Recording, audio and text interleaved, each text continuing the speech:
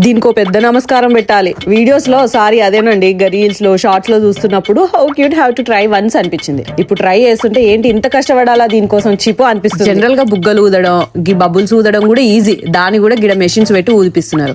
కానీ బుడగంది చూడరి మన చుట్టూ తెచ్చుకోవడం మస్తు కష్టం. ట్రై చేసిన మా ఆయన ఇంకా ఫిజిక్స్ ఫార్ములాస్ కూడా చెప్తుండు. ఫోర్స్ అంటుండు, స్పీడ్ అంటుండు, టైం అంటుండు. వామ్మో, ఇక నాకు టెన్షన్ వచ్చింది అవి చెప్తుంటే. ఇక ఎట్లనో అట్లా కష్టపడి లాస్ట్ కి తెప్పించేసిన. ఇక నా ఫేస్ లో సంతోషం చూడురి, ఏదో సాధించినట్టు.